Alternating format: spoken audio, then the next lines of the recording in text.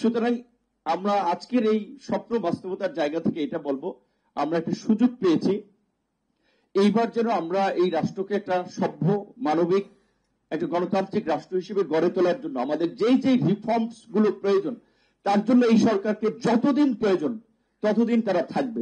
অবশ্যই সরকারের দুর্বলতা নিয়ে আমরা সমালোচনা করছি, আমরা করব, কারণ কেউ কেউ বলছেন এটা চট্টগ্রাম সমিতি হয়ে গেছে, কেউ বলছেন এনজিও সরকার হয়ে গেছে। সরি, এটা আমার ল্যাঙ্গুয়েজ না, বাট আমার বন্ধুদের, আমার রাজনৈতিক সহকর্মী অনেকের মুখে এটা শুনি।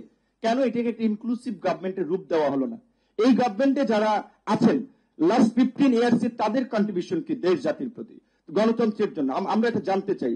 আপনারা কোশ্চেন করেন, আমি জানি না, আমাদের অবশ্যই যারা ছাত্র আন্দোলনের নেতৃত্ব দিয়েছেন তাদের সাথে সম্পৃক্ততা, তাদের মতামত আমাদের শোনার অ্যাক্সেস আছে। এই যে একটা গভর্নমেন্ট ফর্ম হলো, কার অপিনিয়নে কিভাবে ফর্ম হলো উই ডোন্ট নো। শুধুমাত্র আপনার কয়েকজন সমন্বয়কের কথায় একটা গভর্নমেন্ট হয়ে যাবে? আন্দোলনটা কি শুধু সমন্বয়করা করেছে?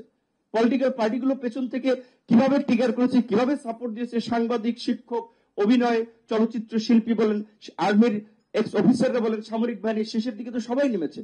কাদের অপিনিয়ন নিয়ে গভর্নমেন্টটা হয়েছে? এখন পর্যন্ত গভর্নমেন্টের ফাংশনিং এত দুর্বল, ওইদিকে পাহাড় অশান্ত হচ্ছে, এইদিকে আবার মাইনরিটি, এইদিকে আপনার রাস্তায় নামছে, আবার গার্মেন্টস সেক্টর অস্থিরতা হচ্ছে, শেষ পর্যন্ত সেনাবাহিনীকে ম্যাজিস্ট্রেসি পাওয়ার দেওয়া হলো। সুশাসন, সুদৃঢ় আর্থিক ভিত্তি, সুচিন্তা, সবার জন্য সিটি ব্যাংকই ভরসা। রাজনৈতিক দলগুলো হচ্ছে মেইন স্টেক হোল্ডার। এই সরকারের ব্যাকআপের জন্য, স্থিতিশীলতার জন্য রাজনৈতিক দলগুলো হবে তার অন্যতম সহযোগী। রাজনৈতিক দলগুলোর সাথে কোনো ওপেন আলোচনা নাই। পার্থভাই এখানে আছেন, আমাদেরকে ডাকা হয়েছে শুধু 13 তারিখ, এই 15ই আগস্ট জাতীয় শোক দিবস, থাকবে কি থাকবে না, শেষ। আর কোনো এখন পর্যন্ত ফর্মাল কোনো ডিসকাশন নেই। 1.5 মাস হয়ে যাচ্ছে, এবং আমরা টু বি অনেস্ট এখানে দেখছি অনেকে যারা বিগত সময়ের বেনিফিশিয়ারি ছিলেন তারা গভর্নমেন্টের গুরুত্বপূর্ণ পার্ট হতে যাচ্ছেন। এটি কিন্তু একটা অশনি সংকেত। সুতরাং এই বিষয়ে গভর্নমেন্টকে তো ভাবতে হবে। গভর্নমেন্টের সাথে যাদের অ্যাক্সেস আছে, আমি ইন্ডিভিজুয়ালি আমরা বলছি এই গভর্নমেন্টকে একটা জাতীয় সরকারের রূপ দেন। মেজর পলিটিক্যাল পার্টিগুলো থেকে 2-1 করে প্রতিনিধি নিয়ে 21 সদস্যের গভর্নমেন্ট পাচ্ছে না। পার্বত্য চট্টগ্রামে এটা সিম্পল ঘটনা না, ওইখানে পাহাড়ি বাঙালি সংঘর্ষ হচ্ছে, কিন্তু বাঙালিদের তো শুরুর দিকের ঘটনা ইনভলভমেন্ট ছিল না। একজন বাইক চুরি করেছে, চাকমারাই পিটিয়ে মেরেছে, তাহলে এটা তো তাদেরই একটা পার্ট। সেখানে কেন পাহাড়ি বাঙালি এটা পরিস্থিতি তৈরি হলো?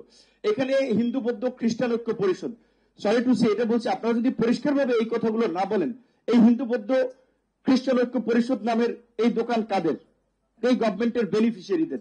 রানা দাশগুপ্ত এই গভর্নমেন্টের সবচেয়ে একজন বড় বেনিফিশিয়ারি। তিনি পলাতক থেকে বিবৃতি দিচ্ছেন কতগুলো ঘটনা, যে এই গত 4 অগস্ট থেকে 20 অগস্ট পর্যন্ত নাকি 2010টি সংখ্যালঘু হামলা হয়েছে। আমি জিল্লুর ভাইকে অনুরোধ রাখবো, সম্ভব হয় যদি সিজেস এর পক্ষ থেকে সংখ্যালঘুদের উপরে হামলার একটা তদন্ত করেন, এবং আপনারা যেহেতু একটা বড় আপনার প্রতিষ্ঠান, আপনাদের কানেক্টিভিটি আছে, আপনারা একটা জাতির সামনে এই প্রতিবেদন উপস্থাপন করেন। কিছুদিন আগে ইন্ডিয়ার মিডিয়াগুলোতে আমরা দেখেছি এখানকার মাইনরিটি যে কিভাবে ট্রাম্পকার হিসেবে ব্যবহার করে, যে আপনার ওখানে প্রচার করা হচ্ছে যে ঘটনাগুলো ঘটেছে ম্যাক্সিমাম 2-1টি রাজনৈতিক ঘটনা, এতগুলো এভাবে ঘটনা ঘটে নেই। তারপর আমরা চাই কোনো ঘটনা ঘটবে না, কিন্তু এই যে একটা বেনিফিশিয়ারি গোষ্ঠী গত 15 বছরে তারা কিন্তু রাষ্ট্রকে অস্থিতিশীল করার জন্য নানানভাবে চেষ্টা করছে। পাহাড়ের অবশ্যই যে কোনো আপনার বাঙালি বলেন, নন বাঙালি বলেন, তাদের প্রতি আমাদের পূর্ণ সমর্থন, সহযোগিতা, সহানুভূতি আছে, কিন্তু একই সাথে এটা তো অস্বীকার করা যাবে না 72-এর দেশ স্বাধীনের পর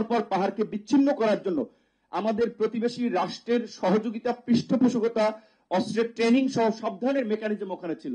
তো আমাদের এই ঢাকা থেকে কিছু লোকজন শুধুমাত্র একটা ঘটনা ঘটলে আগাগোড়া না জেনে আপনারা যদি রাস্তায় নেমেন, এটা তো রাষ্ট্রের বিরুদ্ধে আপনাদের অবস্থান হয়। ওইখানে মিলিটারি অবস্থান করছে, মিলিটারি কি আমাদের দেশের রাষ্ট্রীয় প্রতিষ্ঠান না?